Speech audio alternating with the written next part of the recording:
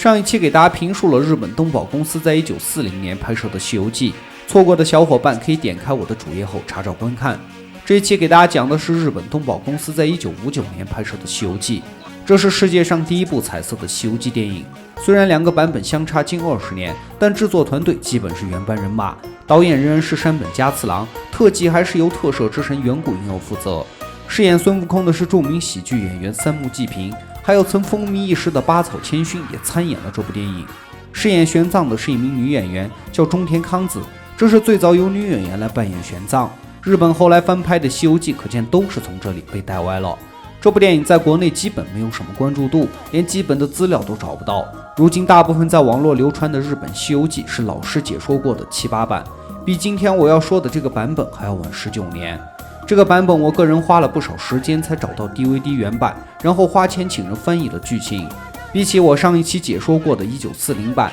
这个版本没有那么多杂乱玄幻的元素，相对而言更加贴近原著，制作方面呢也更加精良。故事讲述了在2000多年前，唐朝的都城连年遭遇灾荒，老百姓的日子是苦不堪言。皇帝为了国泰民安，就派玄奘前往西天求取真经。护卫玄奘的队长王祥因为在路途中和山贼搏斗牺牲了，于是观音菩萨就指引玄奘前往五指山，救出了被佛祖压在山下500年的孙悟空。本领强大的孙悟空获得自由后，想用筋斗云直接带着玄奘飞往西天，可尝试了几次后都失败了。这时观音菩萨告诉他必须步行前往，经历9981难后方能取得真经。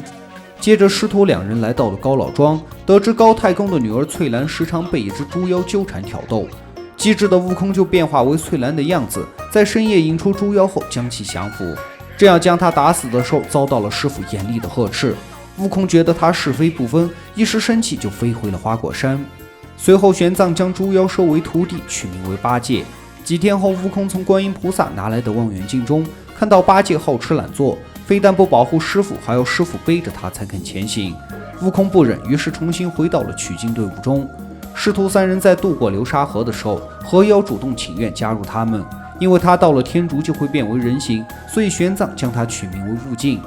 师徒4人跋山涉水，跨过冰河后到达了妖怪王国。山中有3个妖怪，分别是金角大王、银角大王、铜角大王。他们听说吃了玄奘的肉可以长生不老，于是使用法术将妖洞变为寺院，捉走了玄奘，还请来几名大厨要将它做成日本料理。玄奘刚好要被丢进锅里的时候，悟空及时赶来将他救走。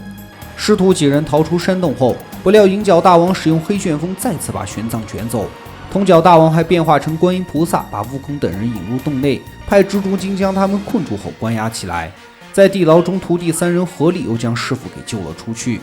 随后他们来到小镇的集市上，铜角大王先后变化为小姑娘、老头老太的样子，又用枷锁变化的花环锁住玄奘。悟空识破后一一将其打死。慈悲的玄奘觉得上天有好生之德，哪怕是妖怪也不能杀死他们。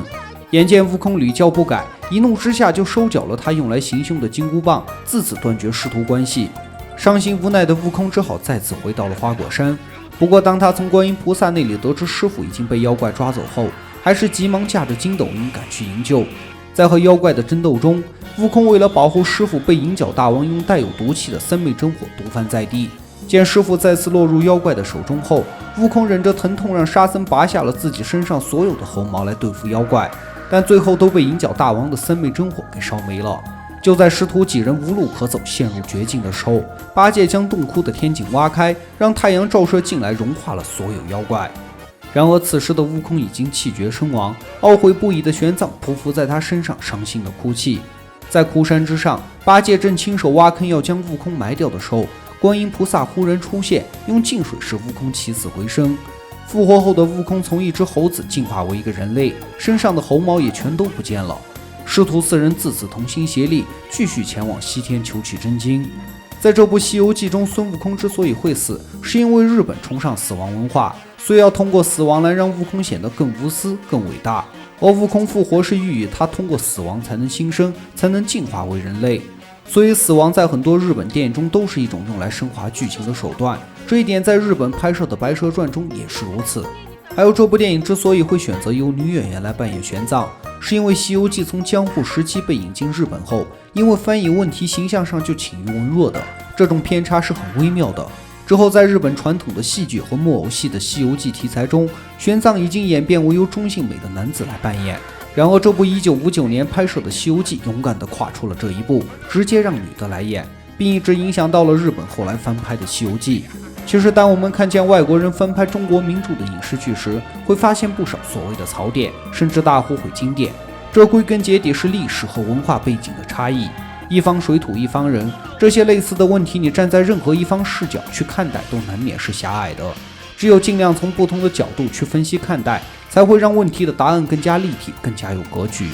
这期解评呢就到这里，我个人已经收藏了这一部《西游记》，想看的小伙伴可以私信我，大家也可以在视频下方对我进行打赏，支持我创作出更优秀的解说。